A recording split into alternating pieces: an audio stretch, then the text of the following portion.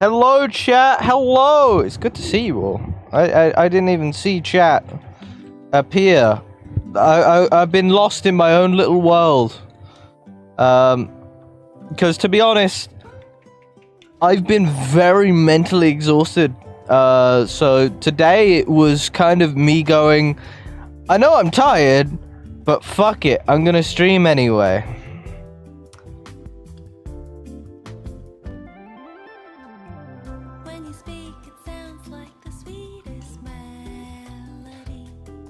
But I hope everyone is doing well.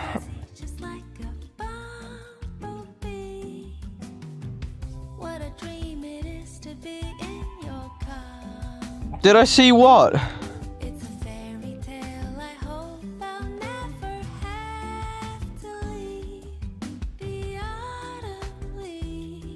What am I meant to see? What am I missing? The meme you posted in general memes. Let me have a look.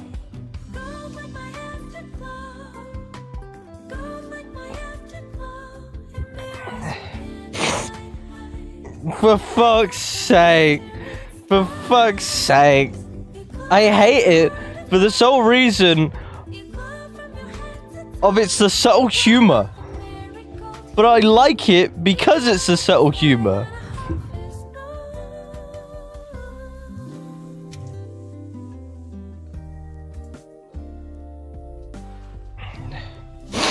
But yeah, I hope everyone is ready for today because this is just gonna be some modded.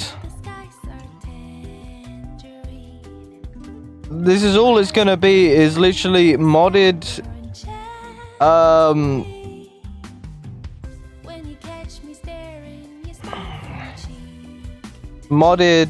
fucking Civ 5.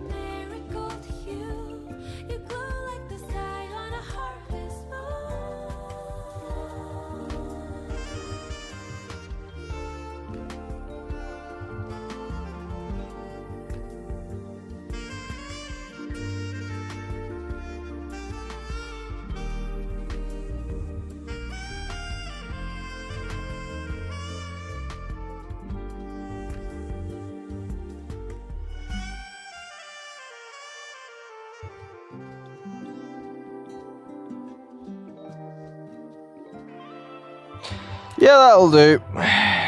Okay, let me switch over, chat. Also, remember to lurk in my YouTube end. It's always appreciated.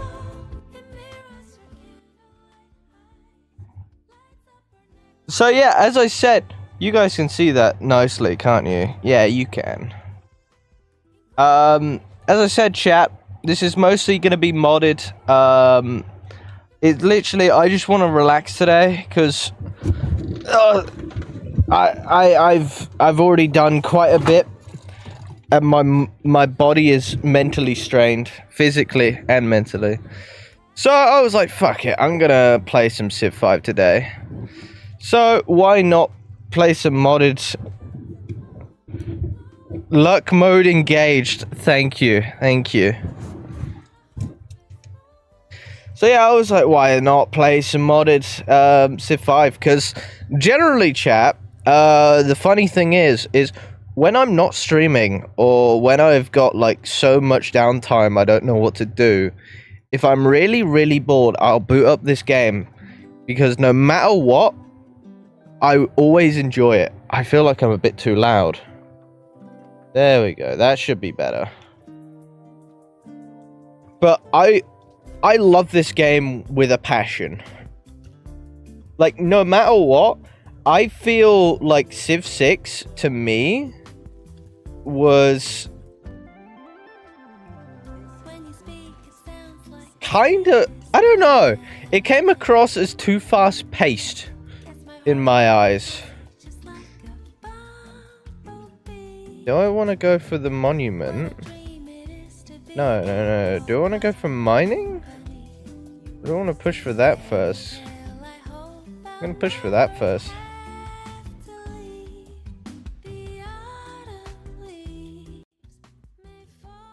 You ever I generally ask you, chat, have you ever had a game where you can keep coming back to it no matter what and you can just enjoy it? Because that is basically how I am with Civ 5. No matter what I do, I love this game. It's one of my secret passions. But I've always been a strategist. I've always loved strategy games. From all the way back to the old days of Dune 2000. Which is another game that I might just randomly play on stream, because why the fuck not? Because the one kind of main reason I haven't been streaming as much is literally the sole thing of I get to a point where I don't know what to play on that day. And then it gets so late that I'm like, well, shit, I can't decide what to play. I guess I will skip today's stream. And it's just gotten to that point because there's no real, like, games that have got my interest unless I'm playing with people. I know on the 20th, I've got a Lethal Company collab.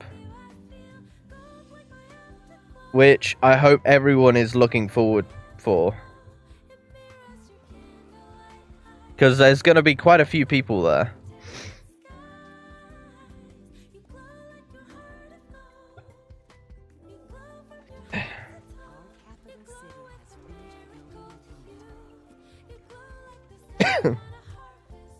There we go. That was easy. Give me that. While I get research into... get Stonehenge early. But then I miss out on the pyramids because people push pyramids like straight away.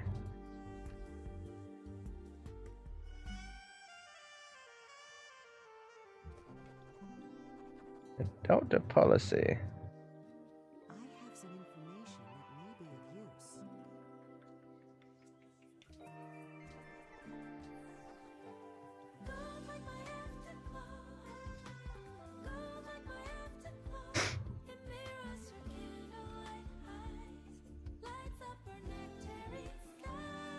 Ah, good. They usually give me 30 gold for finding a village.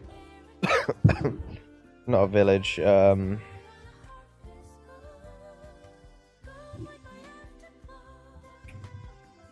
city-state. That's the one. But how is all of chat?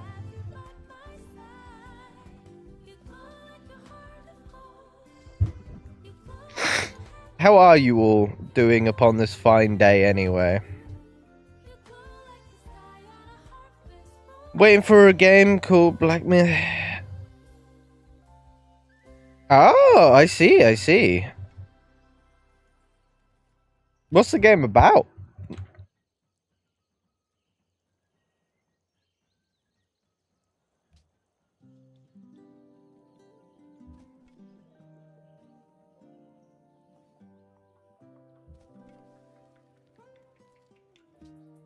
I have not found a single other thing so far. I need to get a scout out soon. How much does a scout cost? I'll buy one. That's convenient. You know, one game I am waiting for is Space Marine 2.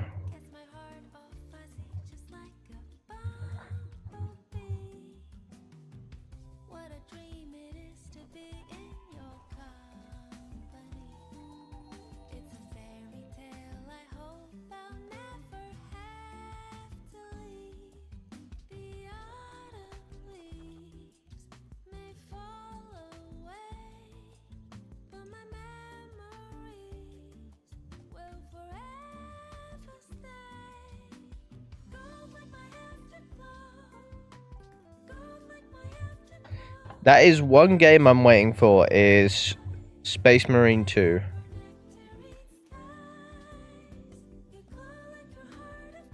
Yeah, I'll push for that.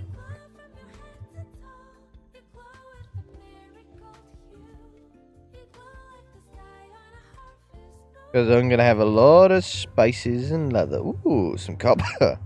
Might set up my next settlement over here then. We have no combat units defending our territory.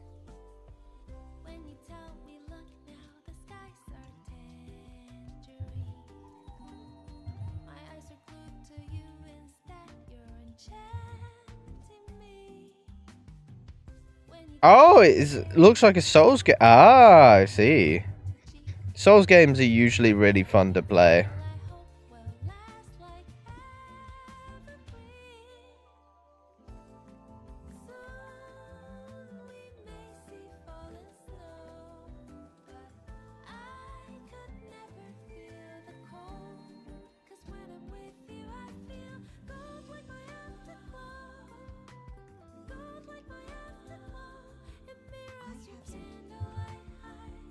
Oh, I can finally do it.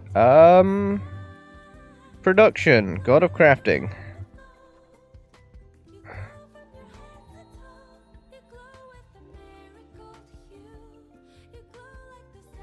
Oh. I'm finding a lot of ruins this game. Like, what the fuck? I'm never this lucky.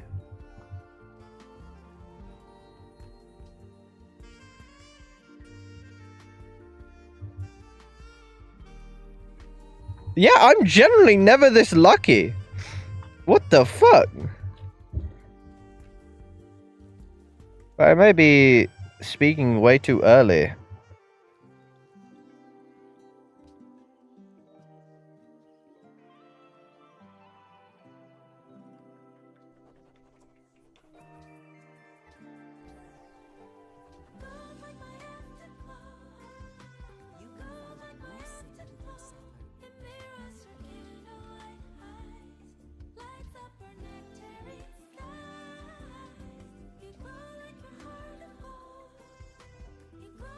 That was bad.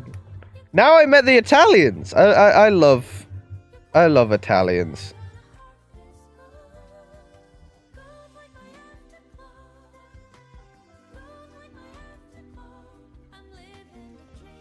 Italians are just fun.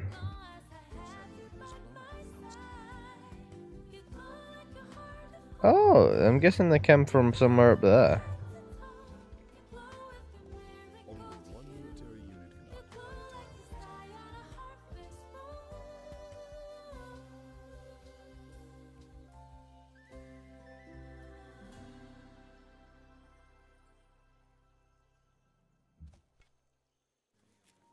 Another ruin! Another ruin! This is great. I'm loving this run. Now I can set up a port city. There we go. And then...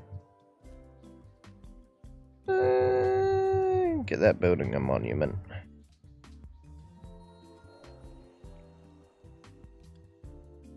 Huh.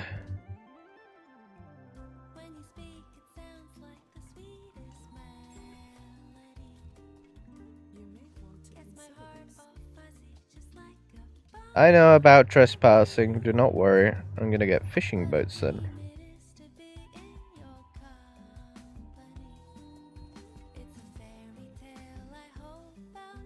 Ooh, another city-state. I'm getting all the city-states here. I might set up another city here.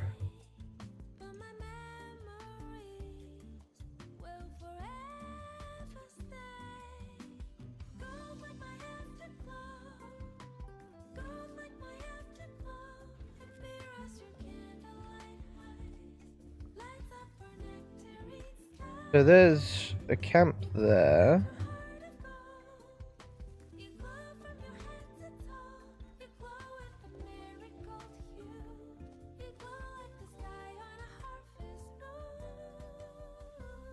Oh, my cities are coming along nicely. Chat, the one thing you'll realize with me is I don't specialize into going like one direction. I like to expand my like empire to the point where I have everything. My eyes are glued to you instead. You're enchanting me. And I mean everything. It's a fairy tale I hope will last like evergreen. Ooh, gems. I might set up a city over here. Hello, Katusha. Yeah, pretty much.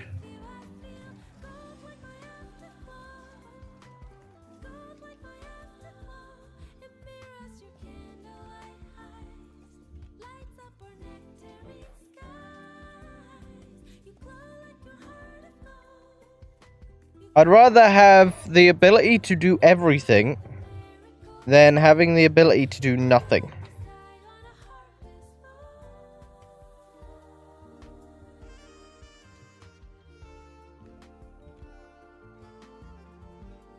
Oh, never mind. I can't set up next to the gems. I found Nep Nep. So I'm just gonna set up here and make a blockade. Yeah, that's what I'll do.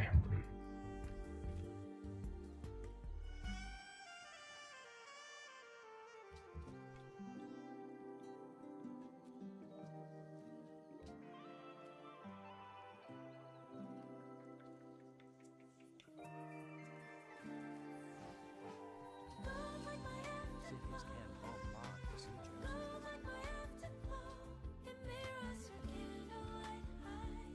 besiegers. Only 7 more turns and then I built myself a beautiful, beautiful, beautiful wonder.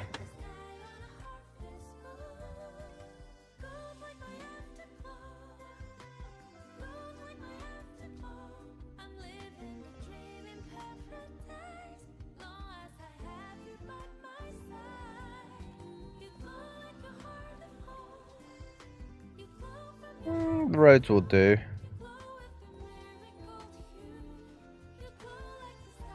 But yeah, the one thing I very much like being is a completionist of like getting every possible like building and everything in a city to the point where I have enough production where if someone invades me, I am just a powerhouse. And it always seems to be the way where someone like one of the NPCs will get very angry at me and go, well, I don't like the way you're doing things. And then suddenly they are overwhelmed and they give me a peace treaty. Yo, is that my boy Marco?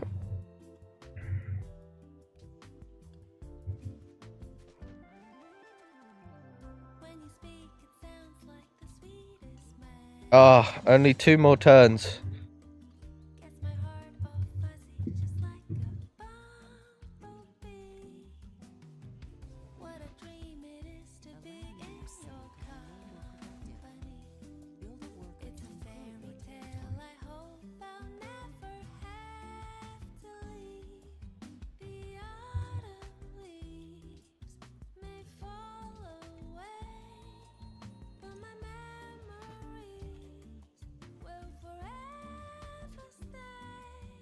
Do not worry, game, for I have workers on the way.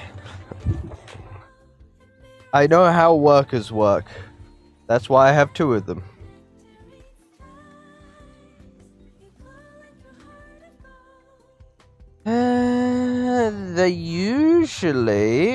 People usually push for that one first, so I'll try and take that one.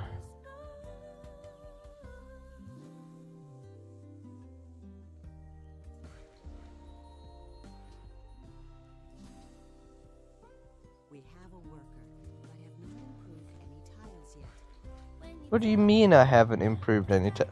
Did I not?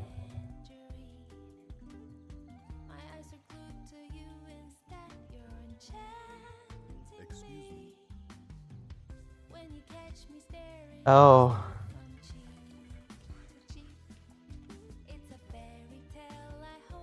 Fuck. How are you, Marco, by the way?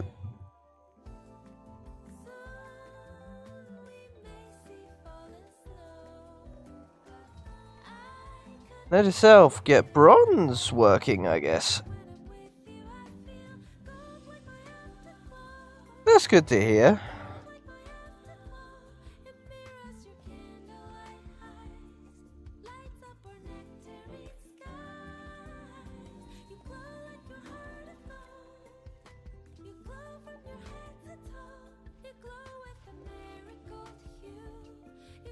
There we go. I love that the the AI for some reason wants to give me 1 gold per turn, which is just increasing my gold more. How am I? I'm tired, but I was like, I need to push myself to stream more again. So very much I've got out of the shower earlier, and I was like, fuck it, what do I stream today? Because I don't want to like really mentally strain myself, and I want to be able to talk to chat. What is a game that I can physically play and not mentally strain myself? And here we are now. This is my relax game.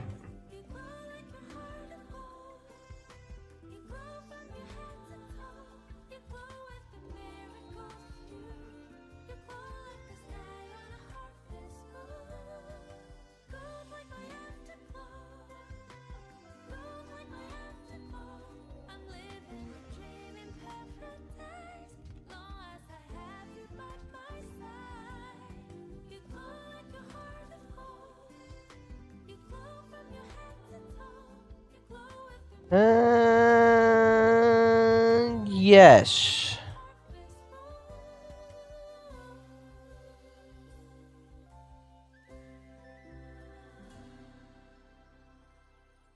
Yes. I want to get the Hanging Gardens just because of its food benefit.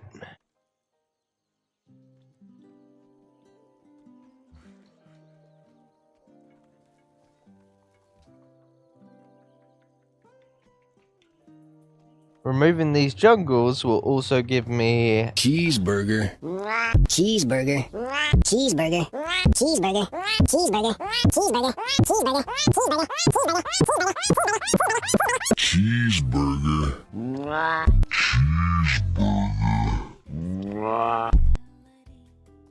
Did you hear Genshin is giving you an option to get a 5-star for free for the first What?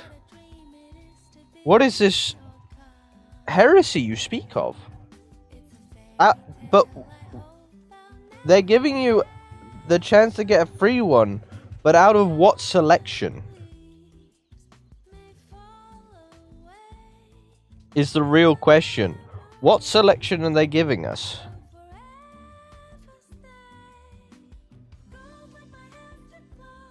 Oh, so it's only from a standard banner. That is what I was thinking. I wasn't thinking of like, oh, they can give you characters that have been on a banner. So, for example, like fucking characters that haven't rolled in a long while. Like, for example, Raiden.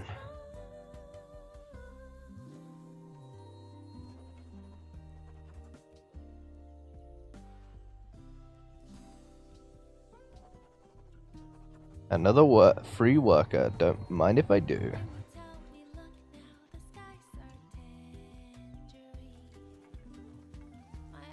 How's the war crimes? I've only just started.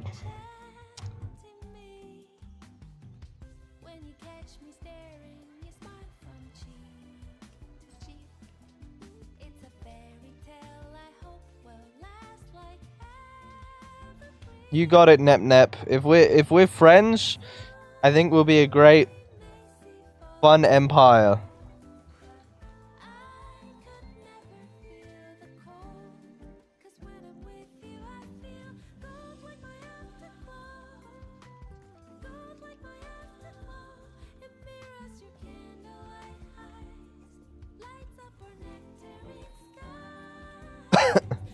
You know, as much as I'm like, do I... Withering Waves, however, is giving the next limited 5-star character away for free? Jesus Christ.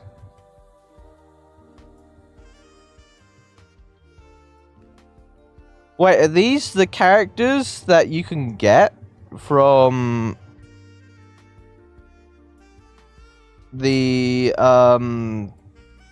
banner, I'm guessing? Well, the free character?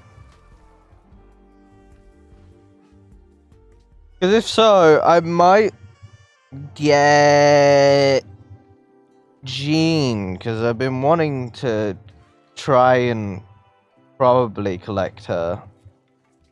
Also, how are you, Wuna? I rarely see you nowadays.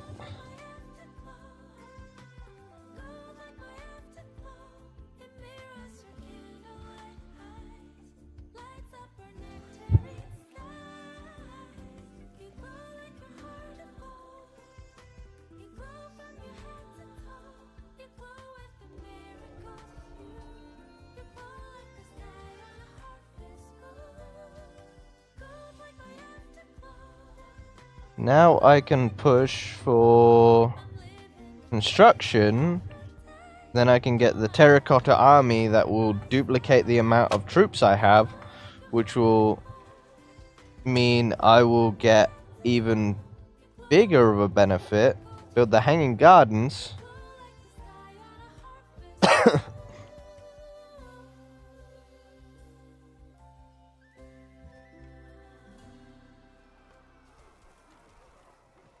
Because I want to settle a fucking settlement there. And then I can basically block off any advancements up this way.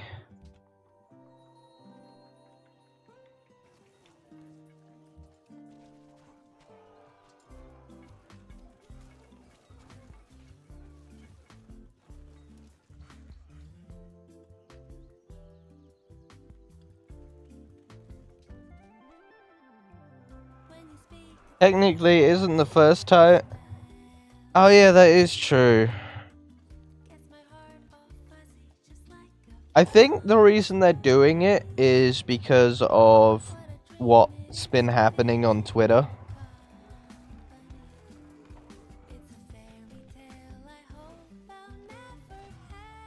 That's my personal thought on the matter.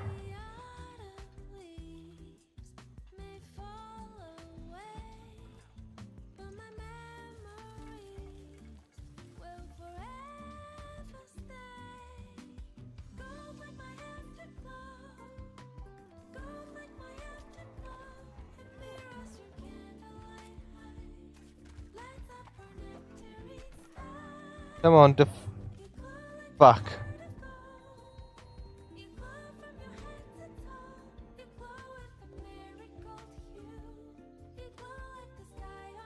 Yeah, at least they are giving us one.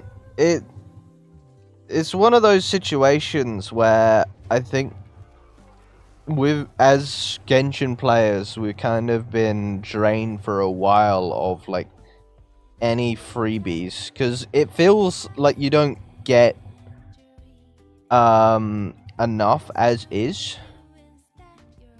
Ooh, where is she? Oh.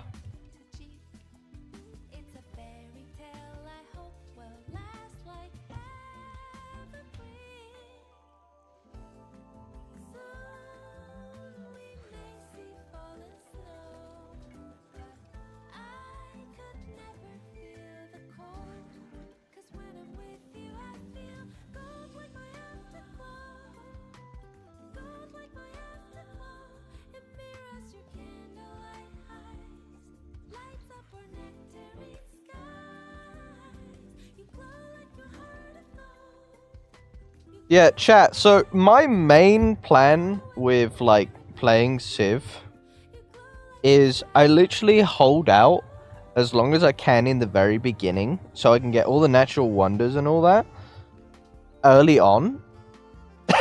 The more important natural wonders, well, and then after that, I basically, because I have that economic advantage, I then just push heavy into production.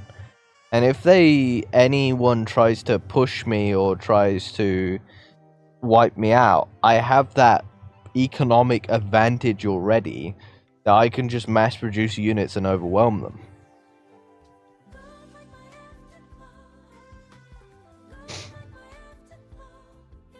There's some of Katusha's warriors. Oh, Lestation's spearmen. That's how they found me.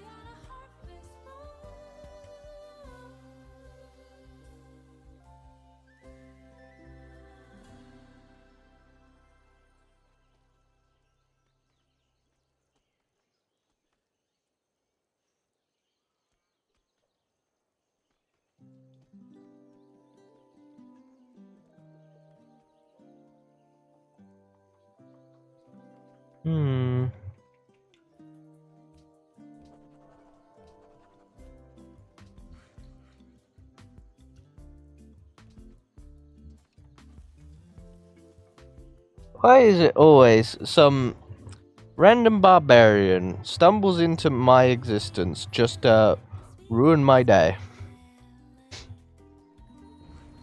Gets my heart all fuzzy, just like a bumblebee. What a dream it is to be in your company. It's a fairy tale I hope I'll never have. I love how the Stonehenge is in the water. That's the one thing that I love the most with like ocean like port cities is the fact that wonders will a lot of the time end up in the water.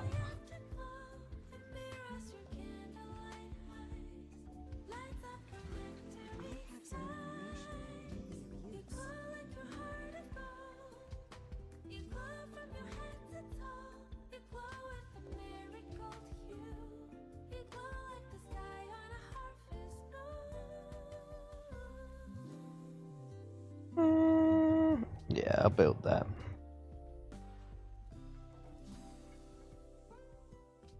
Ah, the gamer MILF. You know, no matter what, that's how I'll always see her. It's just a fact, chat.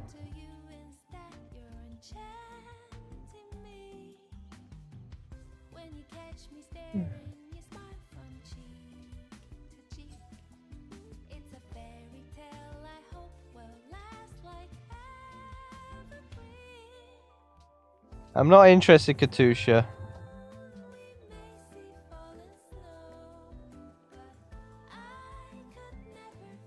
I'm gonna build the spearman, then I'm gonna build the terracotta army.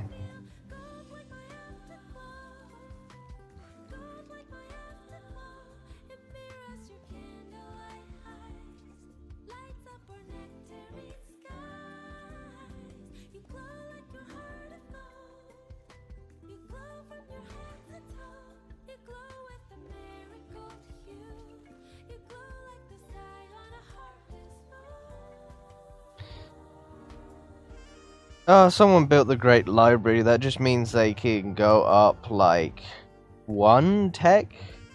It isn't the worst, but it isn't the best for me. But it is what it is.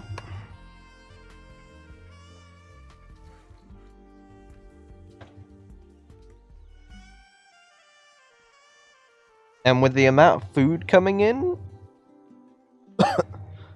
I should basically be able to start blockading.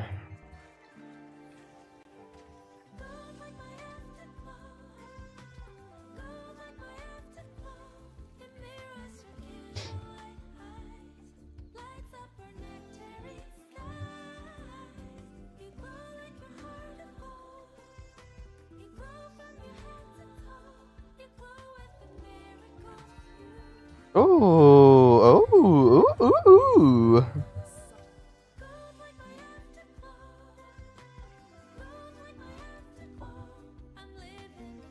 I want the Colossus. I want you to stay there because I'm about to get a bunch more units in literally a second.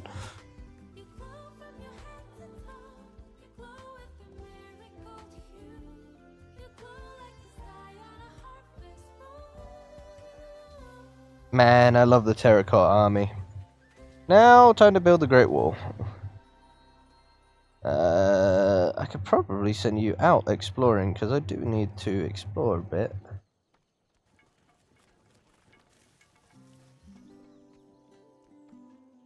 You can sit there.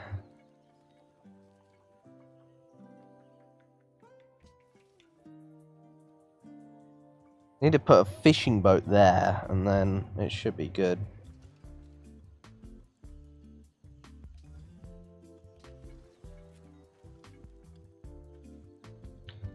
And then after that worker's done there, I want them building a road to that one.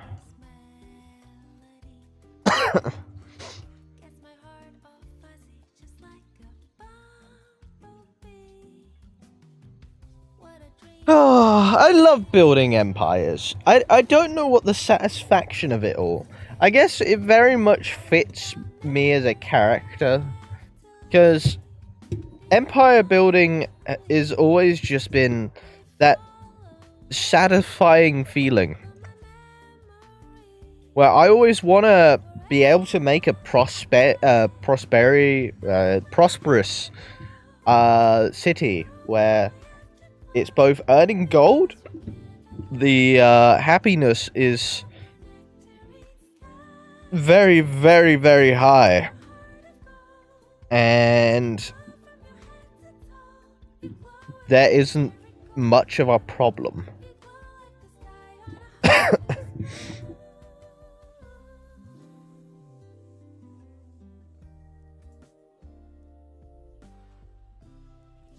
Okay, so that basically is blocked off that way then. I'm going to send you up this way.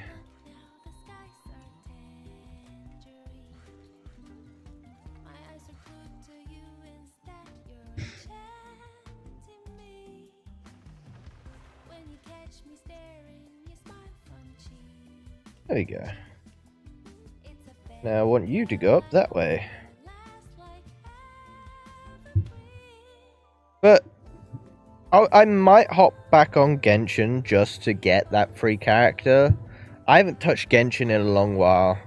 Because Genshin dailies seem like such a strenuous thing.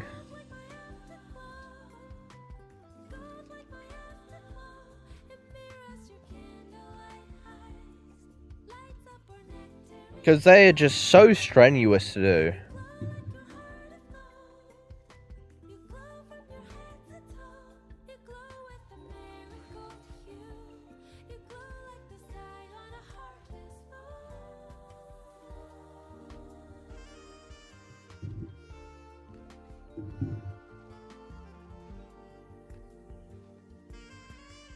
Nice that my city's now becoming more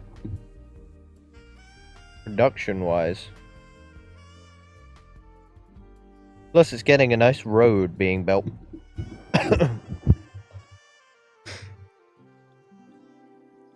Also chat, how do you like the music?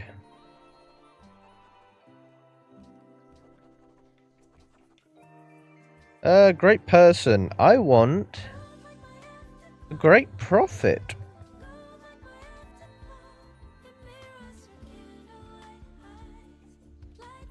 And I'm just gonna go with the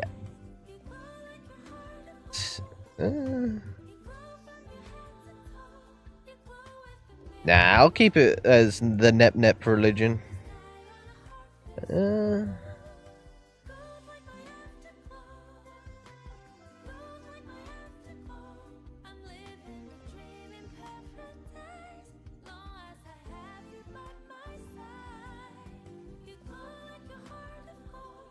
Gain +1 gold for every 4 followers of this religion. Yep.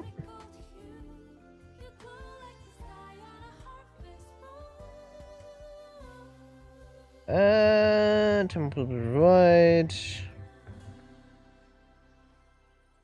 production if the city has a specialist. That one. There we go. Found a religion. I like my production. Production means things get done. And with things getting done, it means more prosperous for everyone else. Prosperity equals happiness for others. When you speak, it sounds like the sweetest melody. Gets my heart all fuzzy, just like a bumblebee. What a dream it is to be in your company. There we go. Almost killed them. I don't have any silver or any of that. Camps might be good, because I'll probably run into that situation.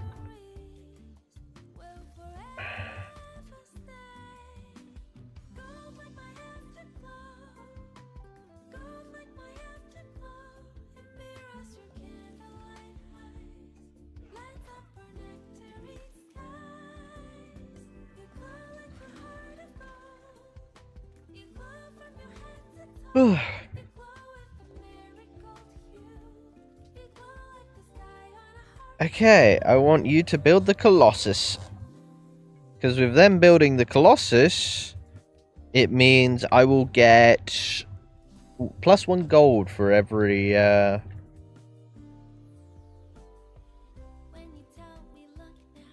point of travel, basically.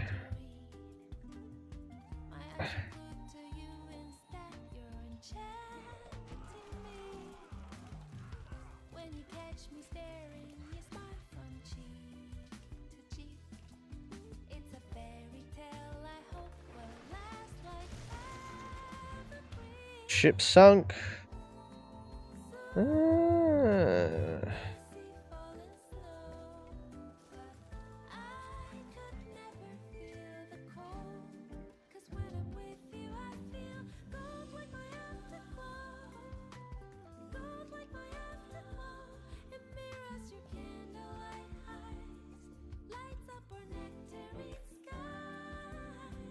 Stop throwing stuff at me, you damned creature.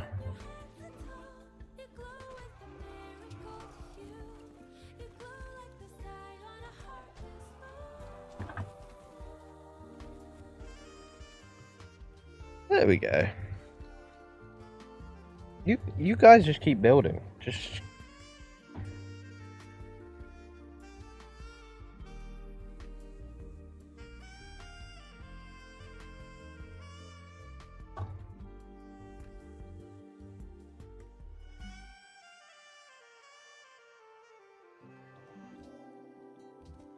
there we go. The Great Wall.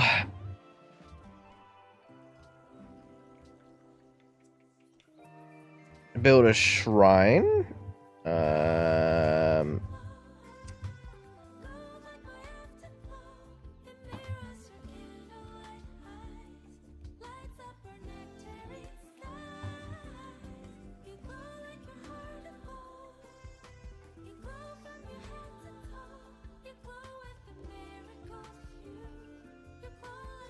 Oh, God. My tiredness is kicking in, but I must not give in, for I am having a nice relaxing stream with you guys. Even though it's kind of a more quiet one than I usually have.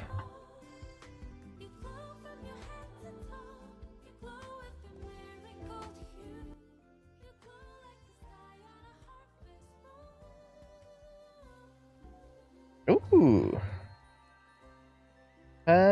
What needs working on here? Okay. A great artist.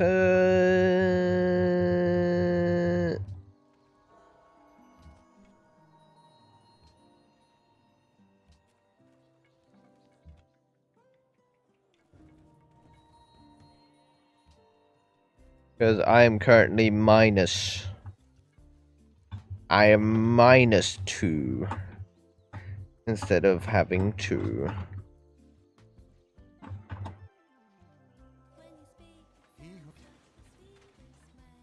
I need to build a caravan.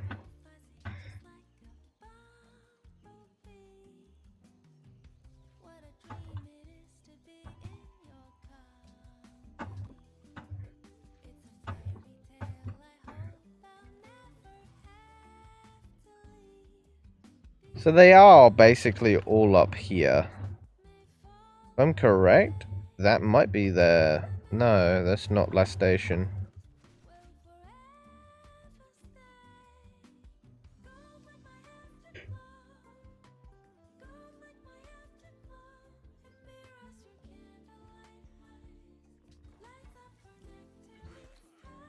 Oh, it's so nice.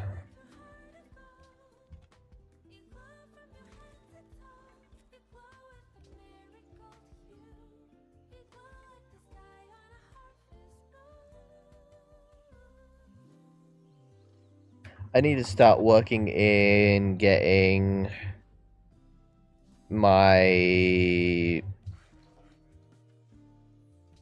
getting friendly with the city-states.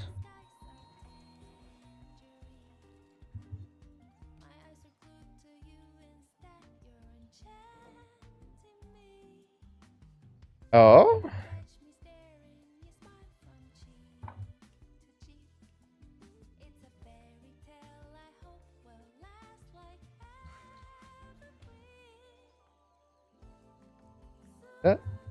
No, it is built. It's just visual glitch.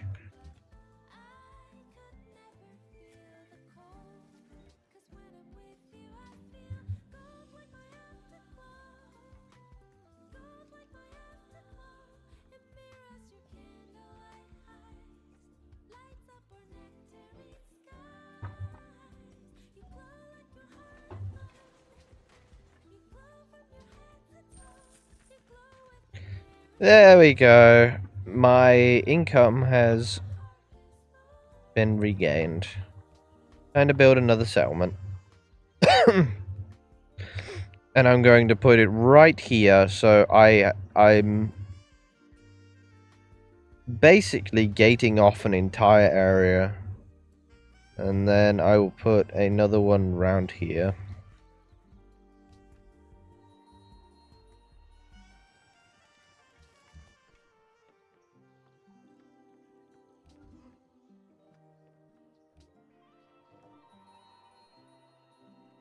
Oh.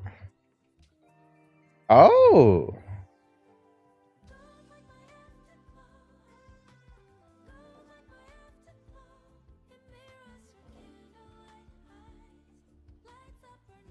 They took out the gamer? How could they?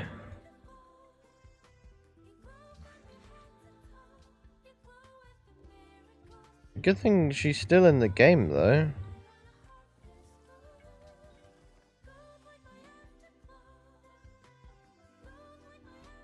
Why is Katusha so aggressive? Statue of Zeus is meh.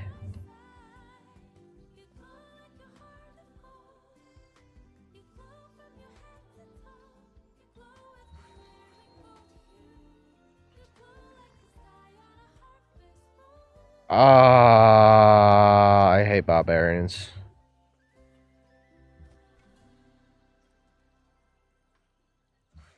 That is why I'm going to get rid of them and wipe them from the face of the earth. Because they dare plunder a trade route of mine. They will feel the repercussions.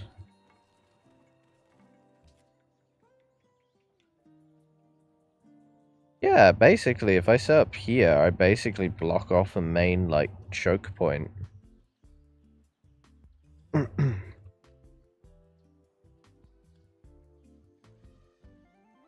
No, maybe I should set up here, because then I can basically choke point them here. Yeah. It means I also still have access to the sea over here. Yeah, that's a better shout. fuck? Now that I'm disappointed with. Who the fuck built the Colossus before me? I'm going to burn down your city. Our treasury has grown, and we have money to spend. You can spend money in a number of ways.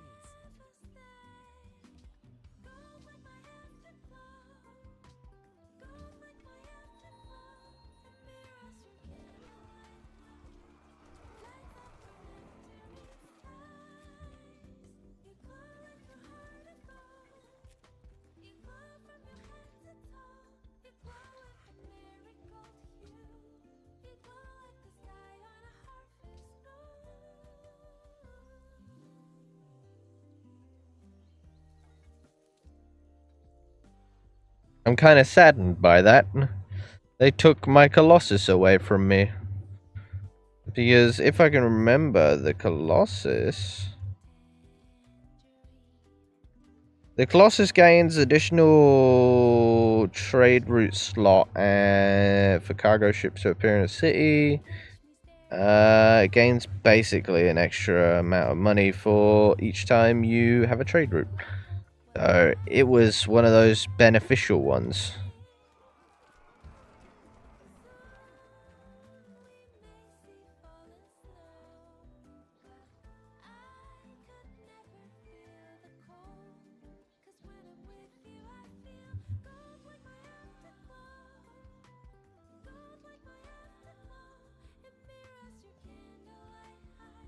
Forest Greenlands.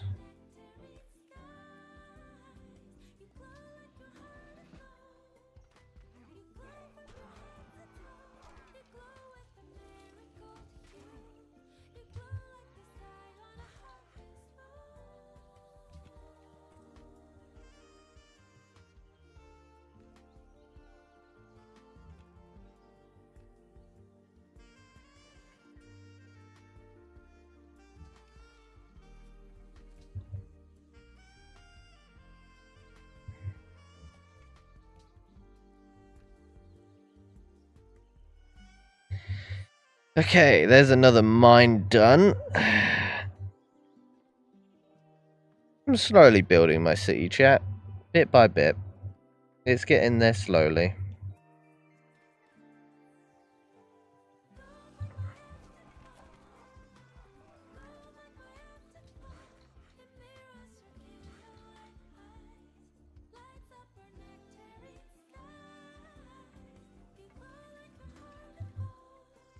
Oh? Did you need some good old Civ 5? Oh, I'm clicking on things that I shouldn't be. There we go. Ooh, how did I end up over here? Do you need some good old Civ 5? What do you mean I discovered one? What? Yeah. Oh, that's what you meant by I discovered one. Fuck. What faction am I playing? I'm playing modded. So, I'm playing a custom faction. But normally I would play, if I was playing non-modded, I would be normally playing the Russians just because of the resource advantage. Because normally I like to go for the strategy of having way too many resources and being resource strong so that I can hunker down.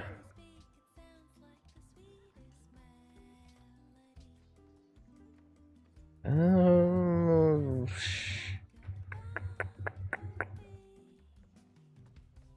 build next to a desert. What this? No, that counts as plains. Nowhere near a desert though. That would probably be good.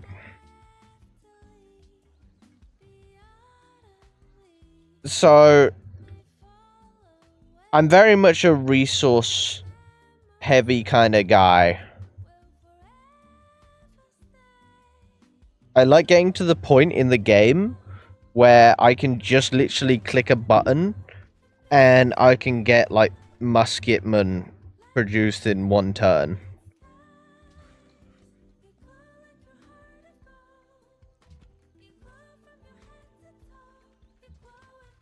And I like having choke points on the map. Yeah. It's that moment where you accidentally piss off one of the like NPCs and they try and attack you and you have enough gold and resources where you can literally just go, well, your argument, I like it, but here's my 100 troops, and overwhelm them, and then they're forced to give you the good old, can we have a peace treaty? I misjudged you.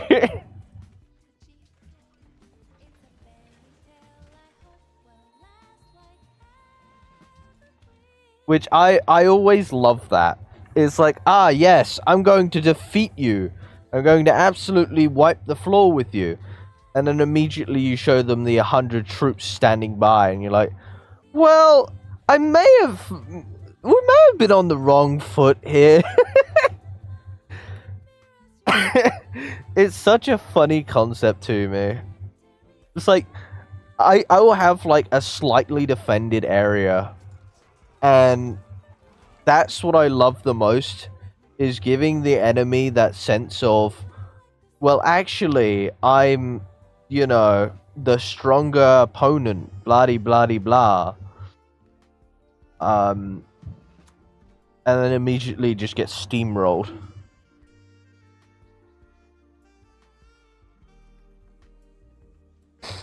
Because the one weird thing with my game, because of how like cursed the mods have been because of how old the game is, and I know it still gets updates. It's just rare that it,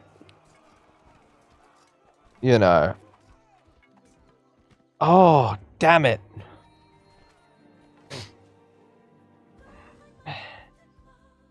They had to kill my one unit that I was saving.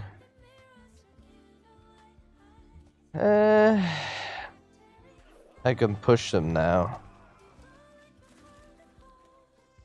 But yeah, so I have a really cursed thing. So when I build a submarine, I can't remember if it's a base game, a base game unit. Who just stole my glory? Who was that?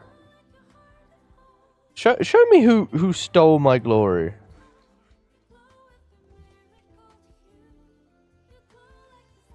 Oh, it was the actual NPC. Never mind. But yeah, what was I talking about before I got distracted with that? But for the most part, I usually like the casual game where I just hold out as long as possible. And then see if I can't piss off one of the NPCs by declaring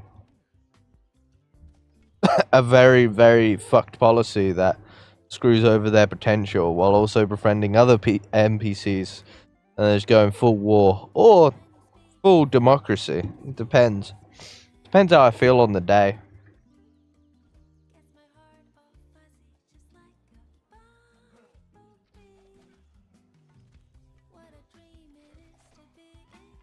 They finally took out my scout.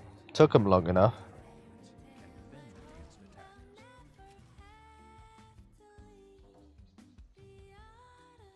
He was just there buying time.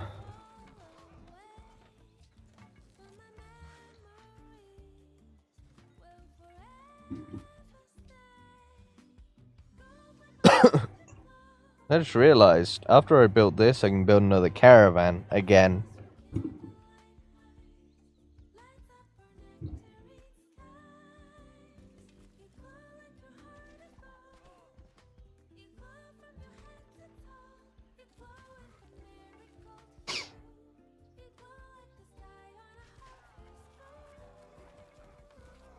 I think the one thing that I do love as well is I try and push for as many wonders as I can, just for the sole reason of you get that economic advantage like tenfold. Like fucking getting the pyramid, you get 2 free workers from the get-go. And I'm like, that as a whole, you can improve so much in the span of what it would normally take to build them. And then you also have the whole thing of once you've done that, you can get into everything else. Yeah, it's literally just like building Pokemon at that point. You need to build every single one of them. Otherwise, you just have that, like, the advantage is lost if you don't. I also am going to purchase another settler, and then I'm going to settle them right there, so I can build Machu Picchu for you there.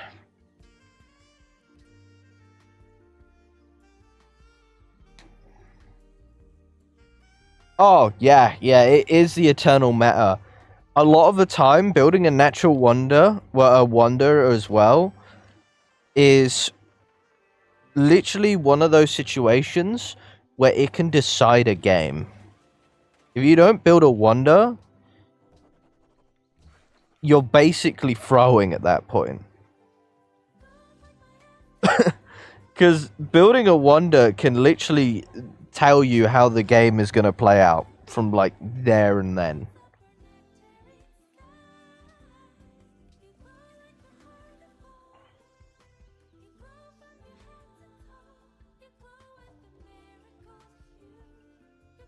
Katusha is just angry with everyone. Why is Katusha like warring with everyone?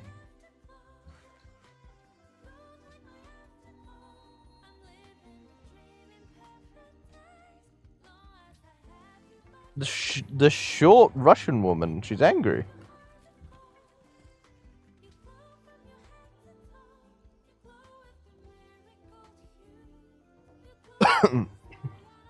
Oh, world event. What is it?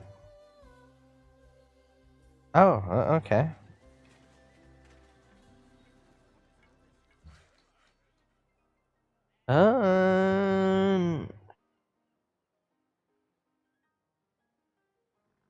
I won't be able to build it because as soon as I start building it, it's gonna be overruled because I've got a new thing. So I will ignore that one and get a temple because I can enhance my religion more. Yeah, that works out. You just get to stand there on standby.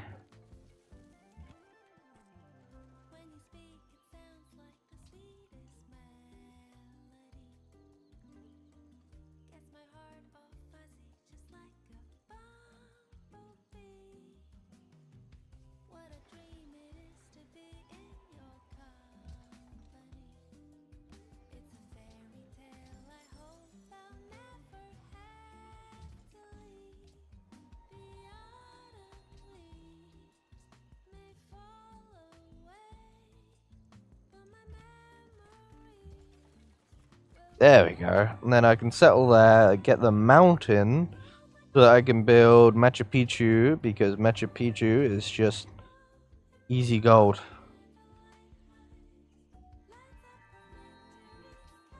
Unless I'm able to build it in my main city, I'll find out. It's always good to be somewhat.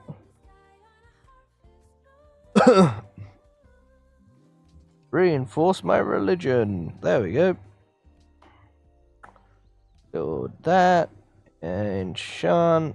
Don't have any of those laying around, so that won't provide me anything.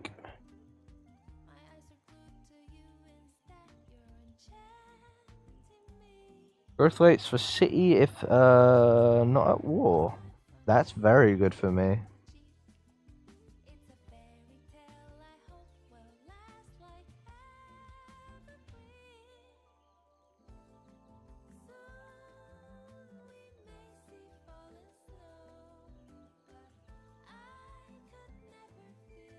Yes, yes, yes. Which one do I want? I'm gonna get that one.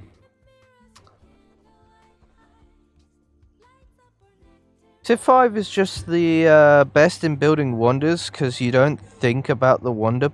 Yeah, yeah, like, I think that's the one reason why I never picked up Civ 6 or even considered playing it.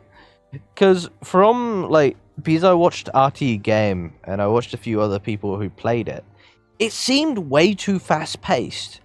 It didn't seem like how Civ 5 is. Like this, you feel like you're building an empire.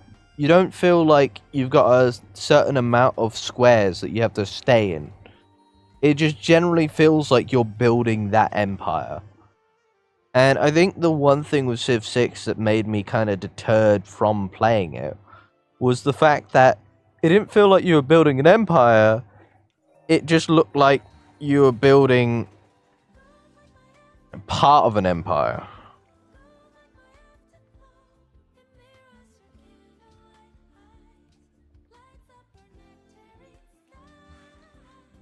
That's my personal opinion on it.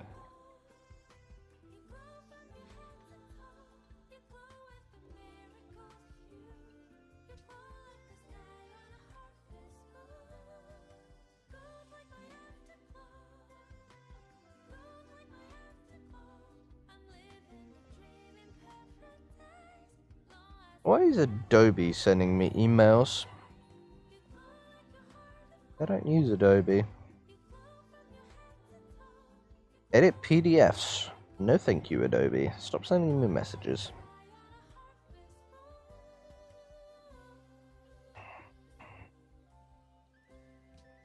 But I think as well, like there was one time I was interested. Cheeseburger. Cheeseburger. Cheeseburger. Cheeseburger. Cheeseburger. Cheeseburger. Cheeseburger. Cheeseburger.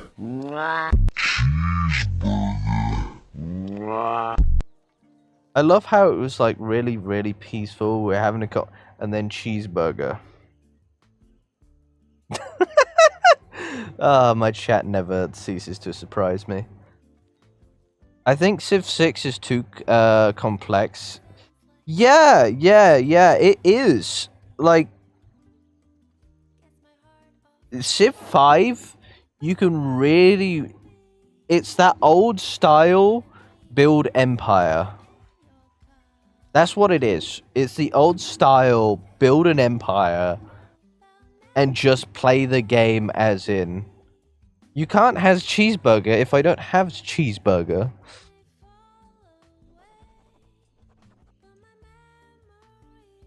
Ooh, policy.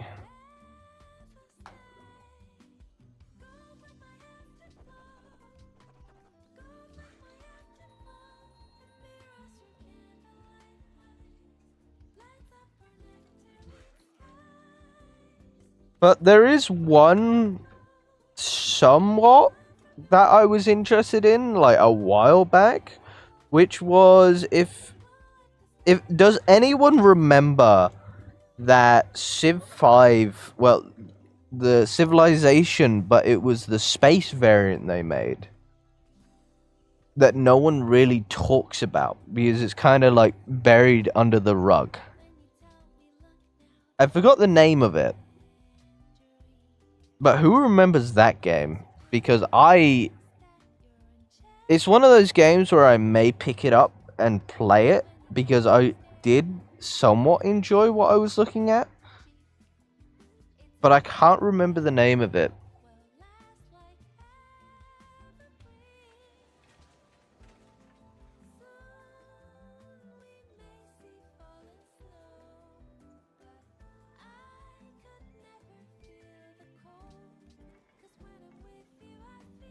You know, I just remembered I don't have Mix It Up open.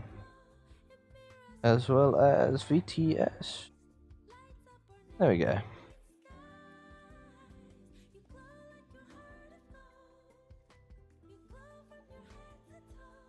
There we go, get back in the game. Yeah, I never has cheeseburger on me. You should know this by now. Be honest, I don't pay much attention to strategy games.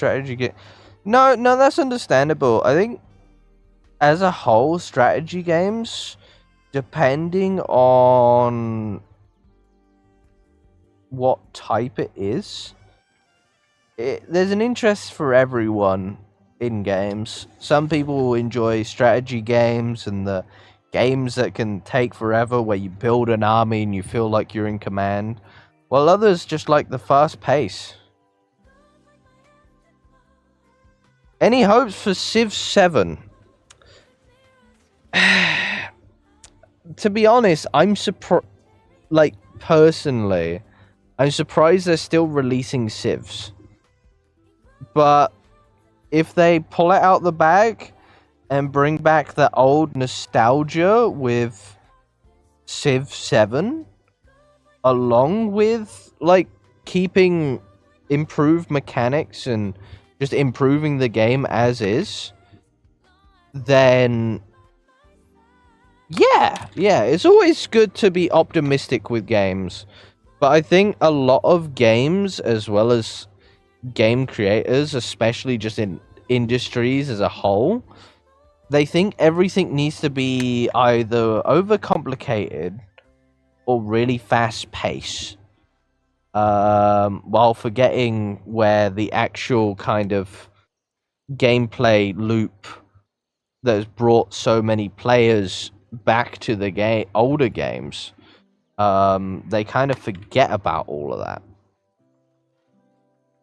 So I think it's one of those situations where it's good to have some optimism going forward, but I don't have high hopes.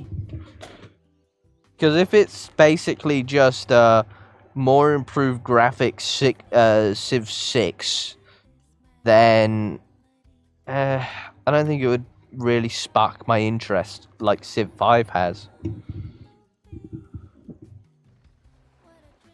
Yeah, it's just, I think the gaming industry kind of forgets what it is to build a game. Like, I know it's a lot harder nowadays because people are wanting, like, top tier perfection a lot of the time. But I think that's why hidden gems like Lethal Company, Content Warning, Helldivers are so good in what they do.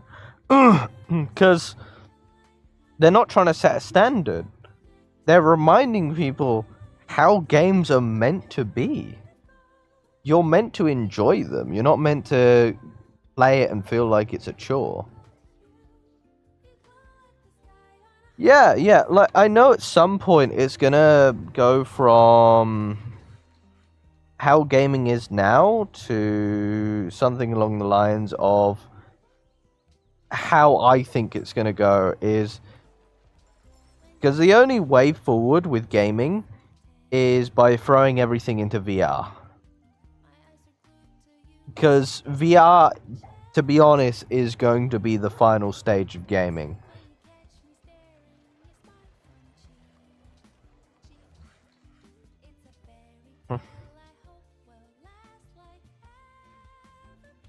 Isn't Helldiver in drama right now? Yeah, but that's just because balancing changes because of the whole thing where people are nerfing things when in reality they don't need to nerf things because, well, they just want to have the enjoyment of feeling overpowered. But then if you have people too overpowered, then you lose the fun in the game.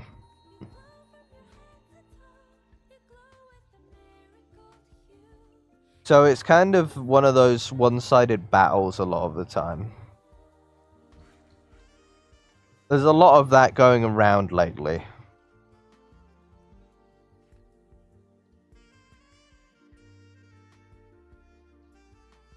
But I think people just forget about how good,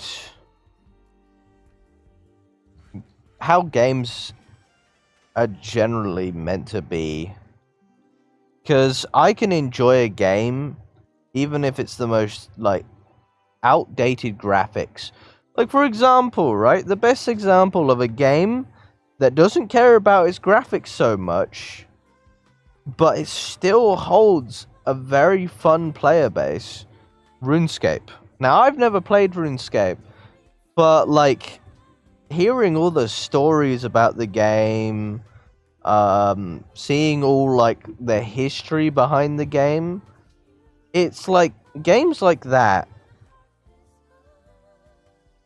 I think it did, but also it didn't.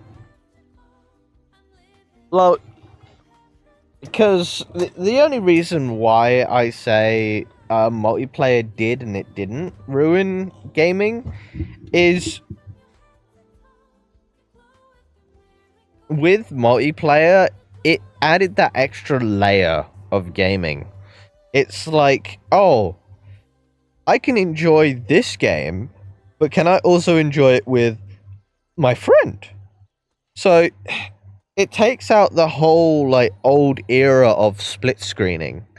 Because I technically was a victim to multiplayer, like, early on. So I was kind of introduced to multiplayer from, like, the very, very beginning. So that might be why I kind of have a biased standpoint.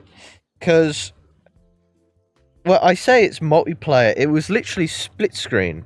Like, multiplayer online, now that's a different thing.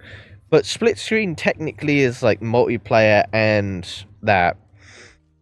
Toxicity balance, yeah, I think nowadays multiplayer is kind of like that. But I think multiplayer back then wasn't the issue. I think it's so much more the players were the issue.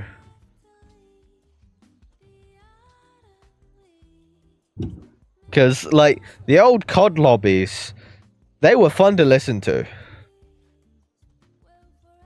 No matter how toxic they were fun to listen to. After all, you wouldn't have seen people rise to fame like Vanos Gaming or any of that lot because of that dumbness.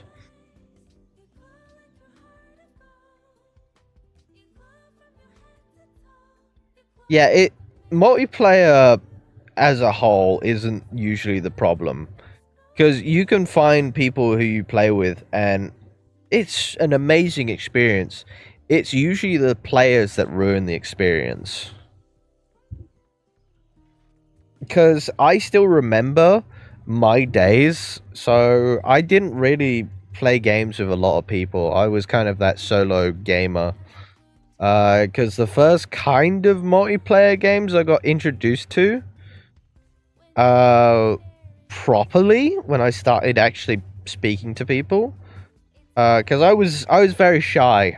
I never really was an outgoing person. But that was mostly because of, like, bullying and all that. I kind of kept to myself. And a whole load of other issues along with it. You know, the standard old that you hear all the time, which is why people become introverted as a whole. So that was basically why I stuck to myself. And the things that really started to open up and make me interested more into, like, multiplayer was Battlefield 3. I very much loved the co-op. The co-op in that game really, like, made me amazed. Because it was taking a mission, but you weren't the main character. You were, like, one of the side characters. And to me, I was like, this is awesome. This is, like, fucking cool. And it was that whole, like, you had to work with the other person who was there with you.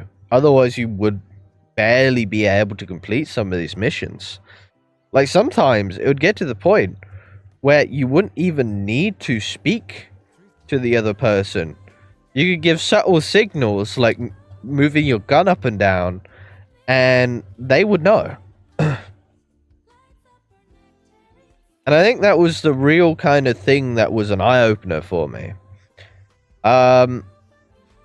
It was the same with an old game, which not many people really hear about anymore because no one really played the second one, was Rage. Rage was, to me, the best fun I could ask for in an old game.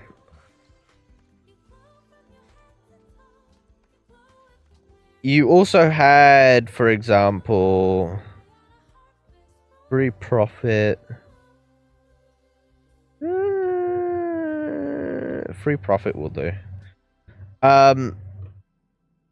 So yeah, I played Rage. I enjoyed the co-op. I also enjoyed the cars mode of it because I was very much a troll back in the day. But I think when you were like, you're my age, when I think I was like 15, you kind of do take on that very much I want to be a troll, things are funny mentality.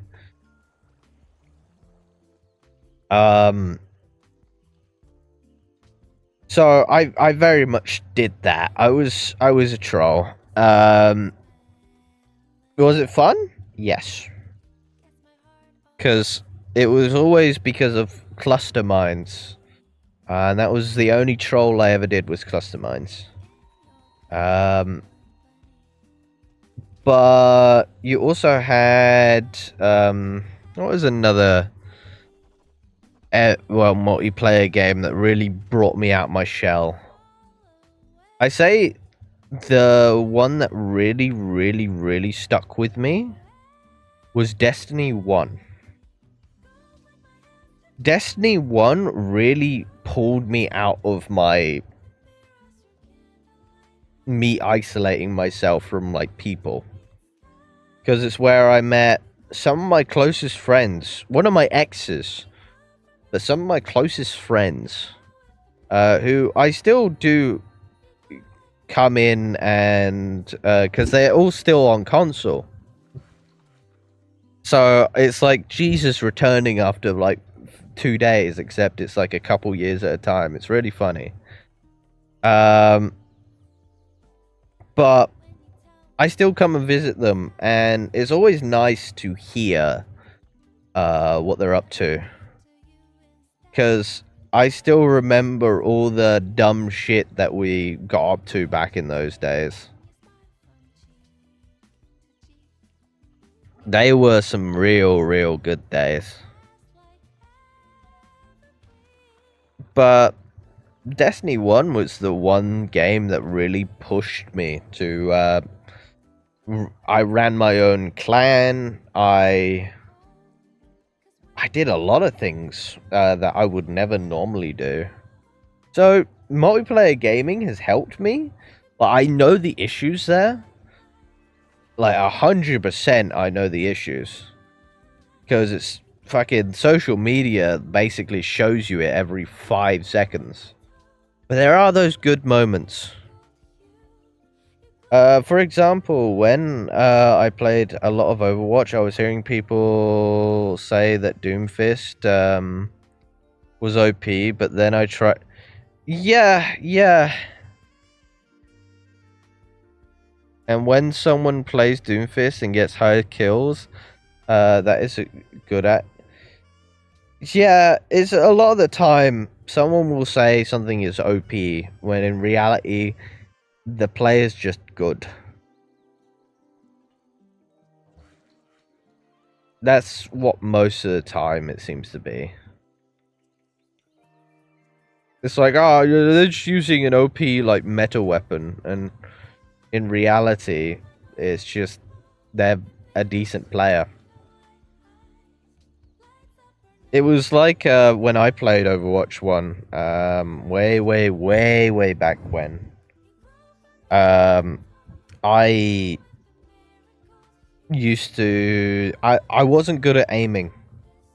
Well, I wasn't the best, but the funny thing was, which fucking made me die of laughter, was the fact that every time I seemed to pick up Widowmaker in a friend's lobby, I would always seem to hit headshots. And I don't know what I did or how I pulled it off, but I would always hit those headshots. And I still remember someone calling me a Widowmaker main when the only like characters I used to play were always tanks. I never saw the enjoyment of playing Widowmaker because it was just all the same gameplay. You sit at the back, you get hit by a couple people, and then you basically fucking get stomped, and it just repeats. So I didn't see the enjoyment in Widowmaker, but then I started playing. I just played mostly Zarya when I fucking played.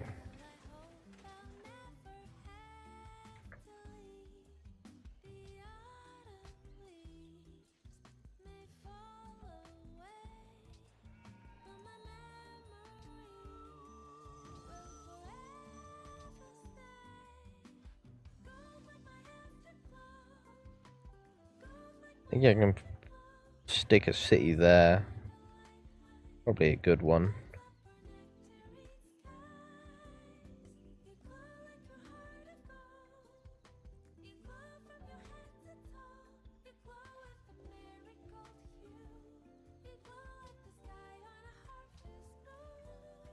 Someone said, I already posted that. Like, I think the only reason though, when I stopped playing Overwatch was when I got to the point where I was basically having to carry my teammates. Nep, indeed, Nep. And having to carry my teammates, because he was a pocket mercy, and he wasn't the best. And I will openly admit this, he was not the best. It dragged me down to gold, and I became a very salty player because of it. Wasn't proud that I was a salty player, but it was just the fact that I couldn't get out of gold. There you go, Wuna. There's Nep.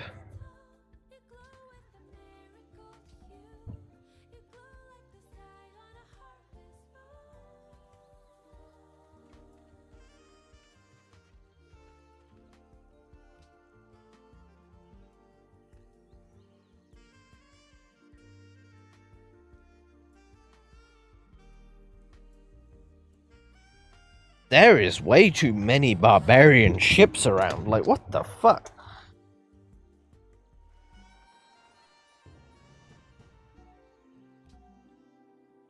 Ooh. Are you in range? Yes, you are.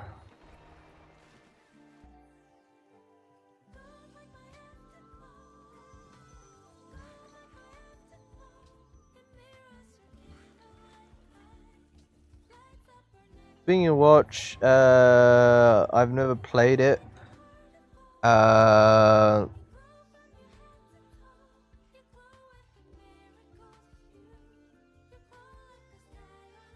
Played it. I never played it, but love it so much. I think I know the reason you love it so much. Do not worry. You are a fellow connoisseur of a certain rule of the internet. Do not worry, my friend.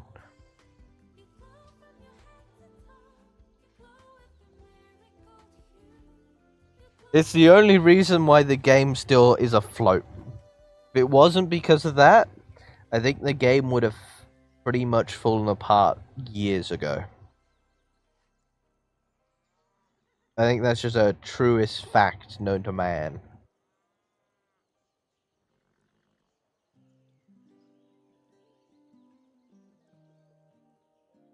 I thought I already clicked next turn.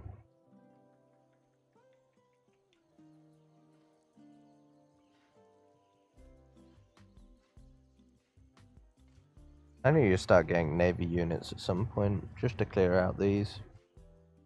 So I can start getting goddamn...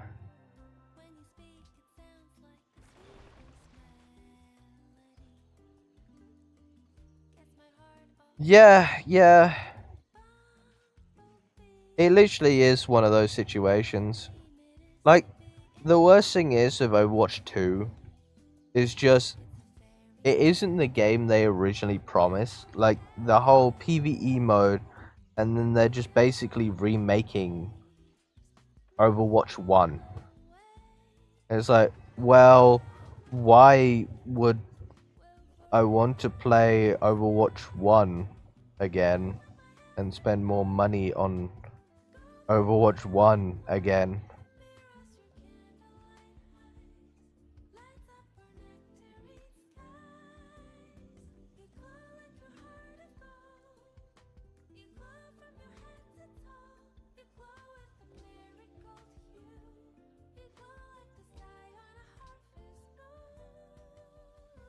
But it is what it is.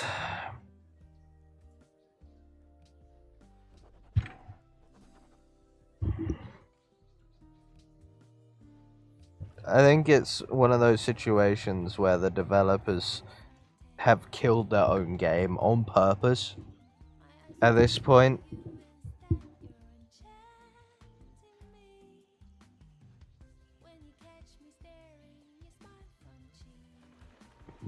Well, that's the thing though, Marco. They only made Overwatch 2 pretty recently. It wasn't a situation of, from what I remember, from when, if I'm correct, when it first released, it wasn't originally free. They basically tried to re-release Overwatch 1.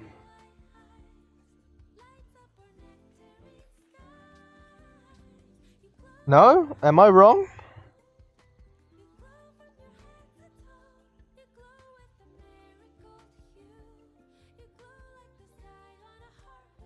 It was free for... Oh, it was. I heard they deleted Overwatch 1. I don't see why. I don't see why they would delete Overwatch 1. But I feel like is not true in a way. Because if they delete Overwatch 1, they would be taking out half of their fan base in one foul swoop.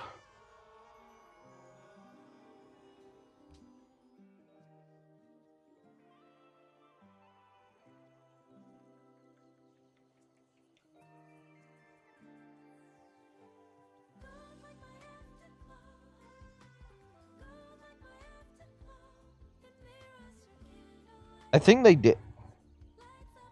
Yeah, double check that one, Marco, because I'm generally interested if they made that dumb decision. Because if they did, then that is like the worst. They basically replaced Overwatch 1 with Overwatch 2. Yeah.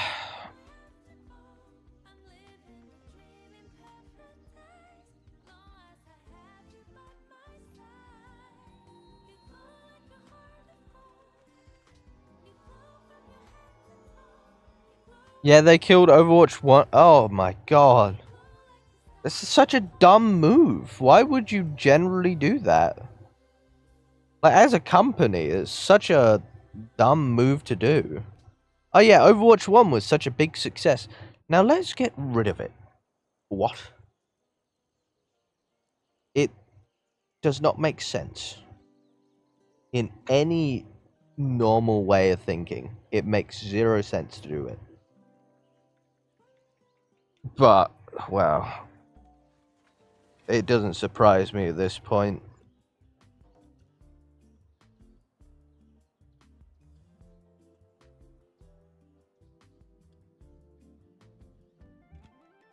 It's Blizzard with... Yeah. It's like, they stopped working on. Like, I don't see at any point I will get to enjoy StarCraft 3. Like, I've been a StarCraft fan for a while. Since Brood War. Because I went from StarCraft 1, I barely could play it, but on my old PC, but I very much enjoyed it when I could. And then StarCraft 2 was that real eye-opener that I loved. Because I used to have a game box for it with the CD and all that.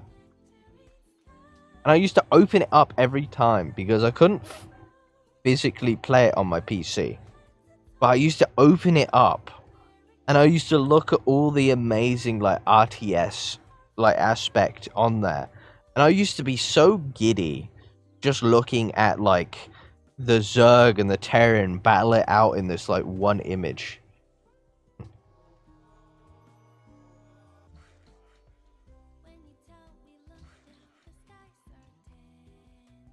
But it's just, I'll never get to enjoy that again because they've killed it off.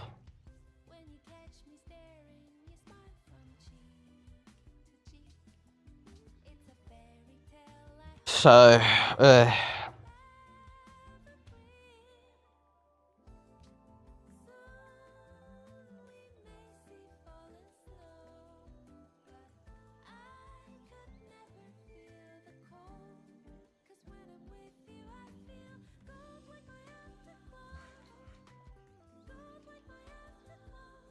have them build that there, and then I can start work over here again.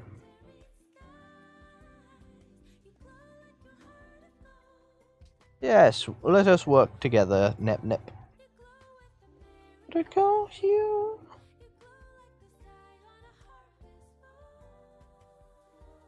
StarCraft 3 will never be a thing, and even if it was, it'd be low F. Yeah.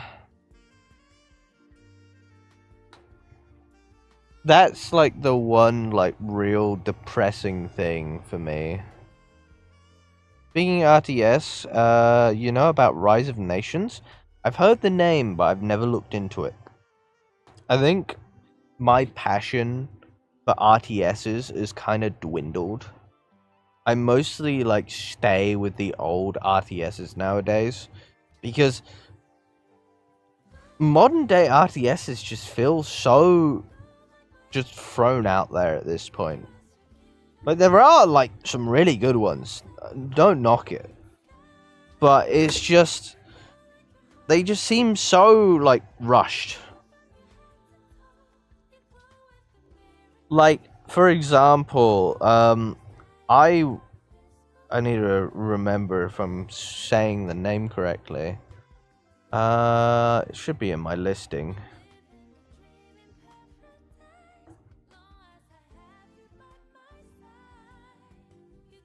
Where was it?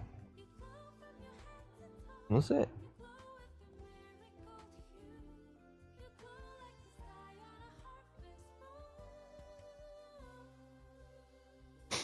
I think it is.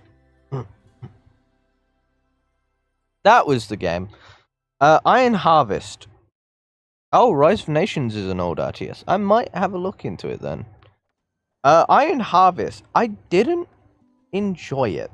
I played it for a short amount of time. I do give it that. But it just didn't... Like, there was no base building. There was no, like, building up an army or anything like that. It just seemed so slow. But yet, there was, like... I couldn't build this giant war machine or anything like that, which really kind of drew me to the game.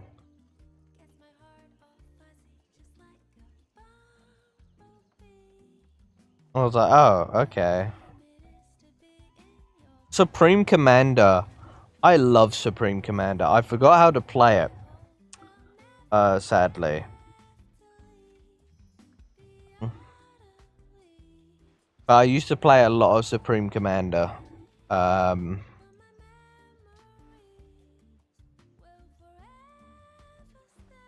So I understand with RTS, like Supreme Commander, that shit was so much fun. Another good RTS that I very much like and will always be biased to is Dawn of War. The very first one, and only the very first one.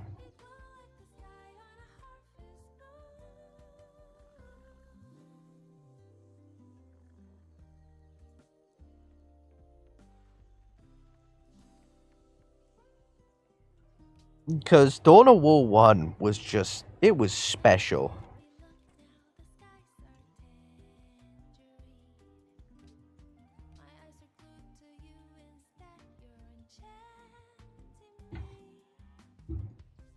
It was special in the right way. And then when all the modding scene came to it, I loved it even more. I know right now, I still have my thing set up for having it being the Crucible mod. Yeah, the Crucible mod. And I very much enjoy it. I love the Crucible mod because it lets me build so many new units and gets me to enjoy a game that I enjoyed the shit out of, but it got to that point where I played it so much that it was nothing new. And the Crucible mod, adding in like the Titans, fucking adding in all new factions, all new units, later endgame. I loved it. And I still do, because I still play it.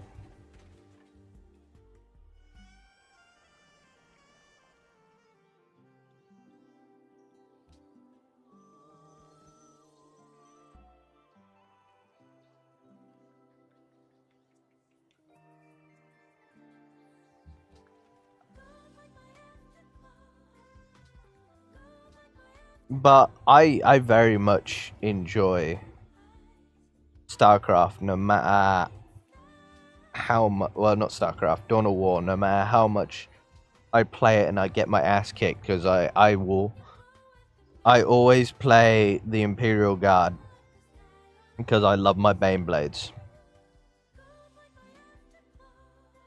Because Baneblades are funny.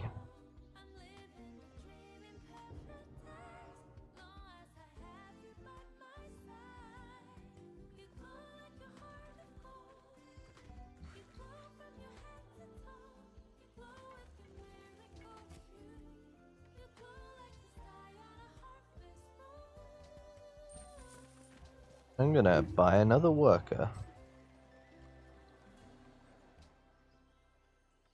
Baneblades are funny for the sole reason of there's so many different variants of them, where it's just like, oh, I'm fighting against demons.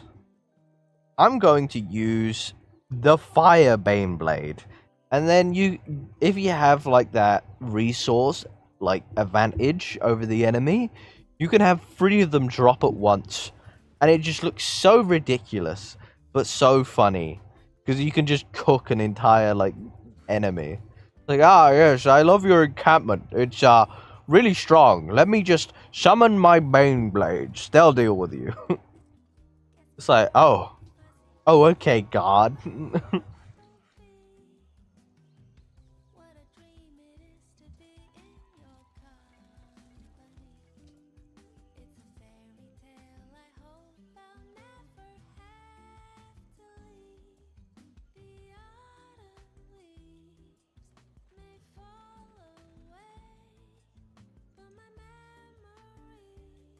And, along with, like, fucking the Baneblades being funny, you also have the Titans they get. And other units they get as well. Which is just very, very cool. Plus, I'm a tank man, and I'll always be a tank man. So seeing big tank with many guns my brain always goes me want. So I'm a simple man to please. Give me a tank and I'm forever happy. Which is the funny thing as well, chat. Is if I ever join or ever get popular and I'm able to earn enough where I have like that excessive income where I can go, oh, I'm gonna invest like 2,000 into this or 2,000 into that.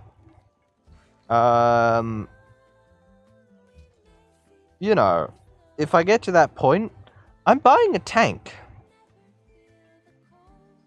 And then I'm gonna be doing a stream in it.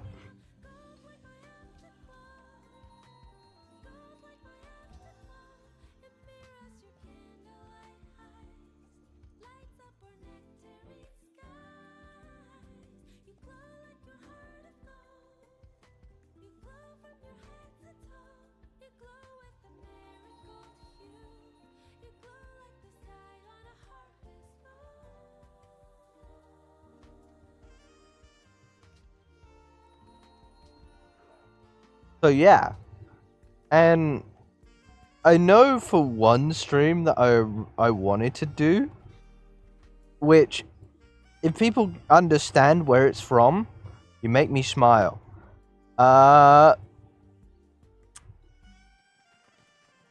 Is that where the city is? I think that's where the city is.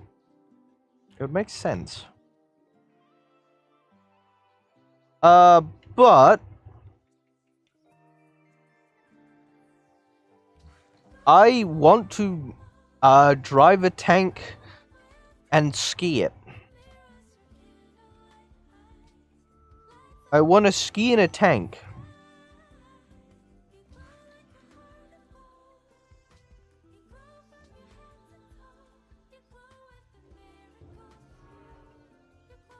They built Notre Dame, those fucks.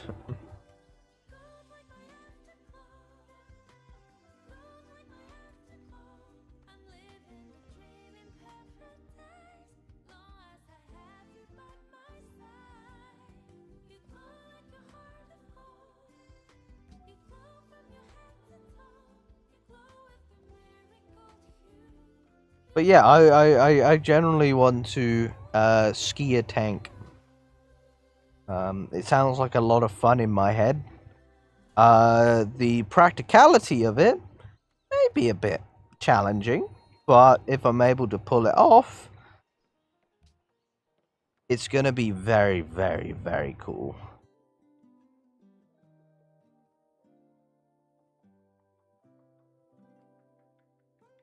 Because I feel like who wouldn't want to see their favorite VTuber skiing in a tank?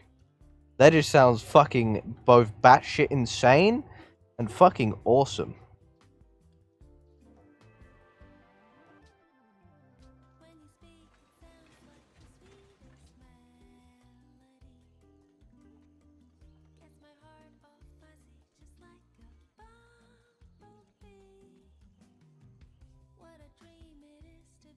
Yes, I will accept that, Nep. For the sole reason of you giving me items.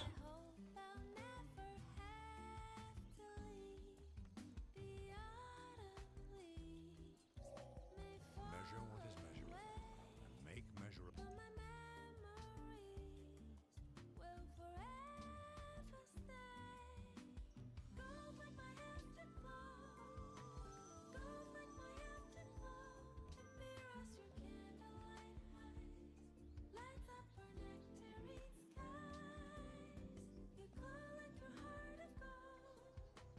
Corrupt them with religion. Easy.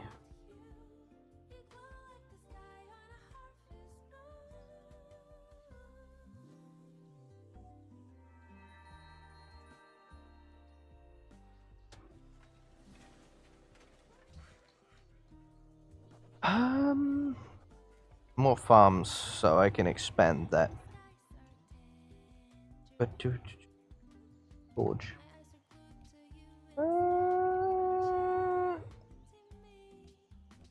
There we go. Chat, do you see how much gold I have? I told you.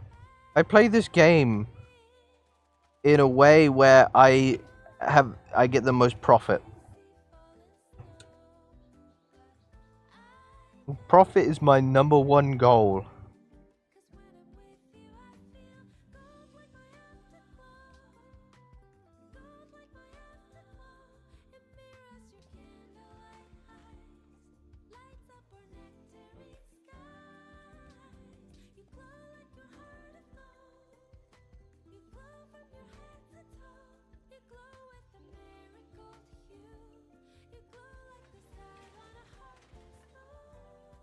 Ooh. Ooh. There we go. I thought that's where their main capital was, but I just couldn't find their main capital apparently.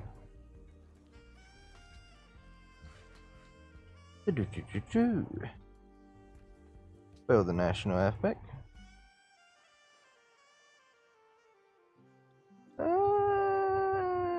Cargo ship will do.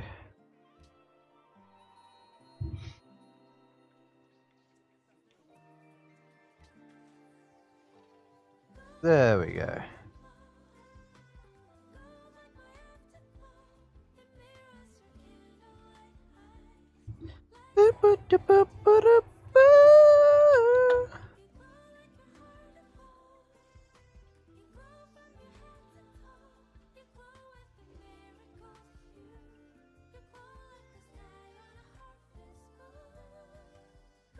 So yeah, chat, I'm thinking, right?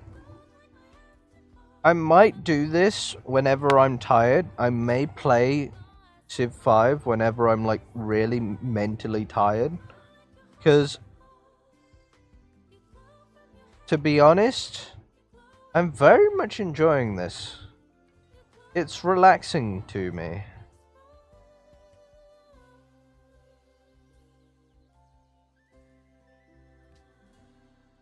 How does that sound anyway, chat? I know this is probably not the most thrilling gameplay, and probably not like my usual like, yeah, blah, blah, blah, you know. But I think it's always nice to have like those relaxing streams, I feel. Because, especially with like very hot weather. Dirt bomb.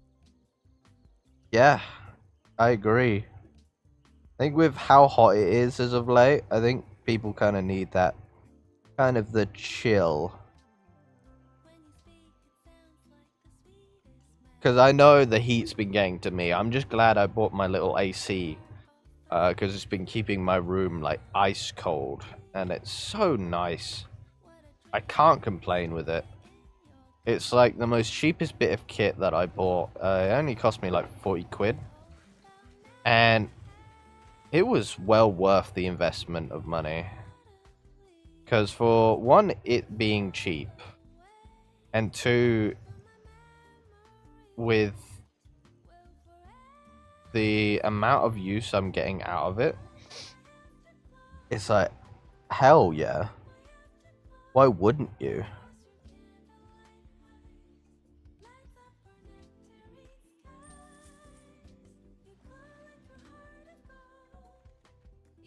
Like, I know it's not a proper AC though.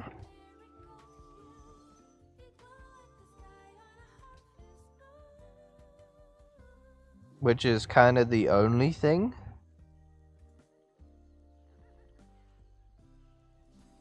Bro, I wish I could live in like a colder country, but Britain is like, it's cold to a point.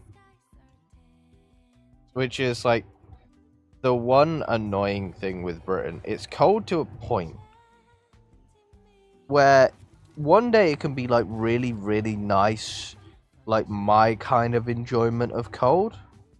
The next day it can be fucking scorching and you could be like dying on the floor from how hot it is. And I think the worst thing with that for me is the fact that and here's me thinking AC would go for about 100. No, so Marco, I got I think it's even gone down in price. It's an AC, but to a point.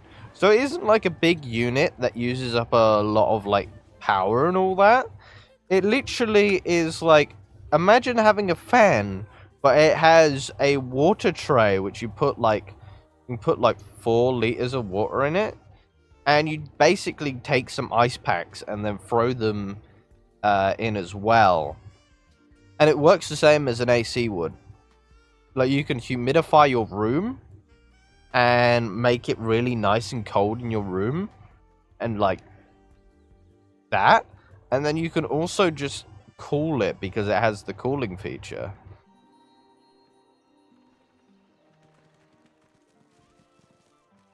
Lucky for some, eh? I just don't like the heat. The heat is, for me, there's always been a downfall because where I am in my room, it's very, like, compact. So it's one of those situations where I'm like, it is way too hot in here for the starter, and for 2, it is like small, so the heat is so much more compact in one area, which is my main issue that I run into. Is just the heat kills me, man.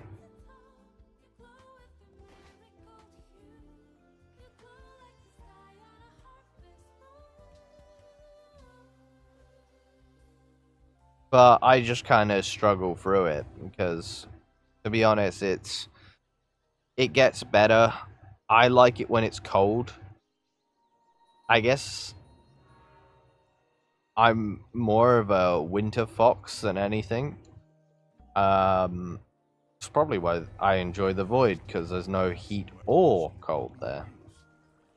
Like, I think the real, like, nice thing with the cold is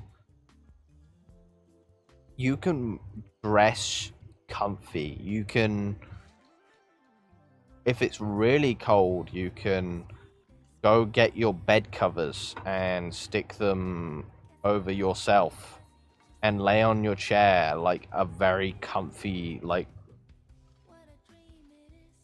burrito. That's the weather I like.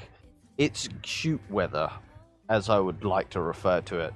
Because if you have a partner, right, you get to see them get all comfy and adorable. That is, like, I think, a passion for a lot of people. Plus, it's the weather where you can be the most romantic is the cold. Unironically. Because I think with heat, it makes people aggravated and angry and not wanting to sleep in beds or anything because of how fucking hot it is. Meanwhile, with the cold, you can very much enjoy each other's company. Which is the real dumbness of it all.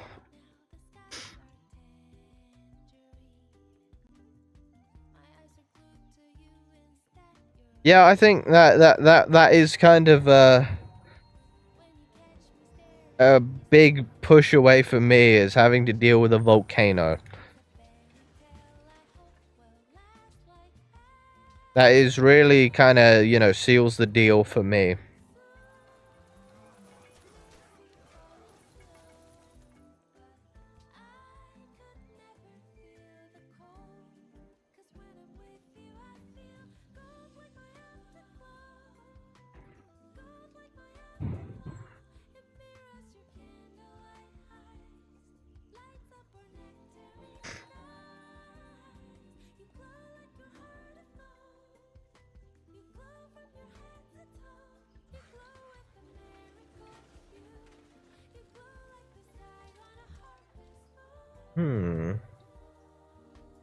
I get barracks.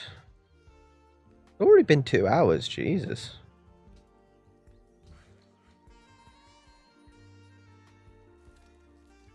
I think I might save here for now, chat. And you can see how much I play as this character. Actually, let me save it as stream. Stream. So I know this playthrough is exclusively for stream when I'm really, really tired. But I think I'm going to end off here today just because I've got a slight headache coming in. And I'm going to be chilling for the rest of today. I'm probably going to get something to eat as well because I'm a bit peckish. But it has been lovely, and I'm glad you all stuck along with my really relaxed stream today. Not my usual, and I don't plan to do this like every stream. It's like the one off stream when one, I don't know what to do, and two, I haven't got any kind of plans going on kind of situation.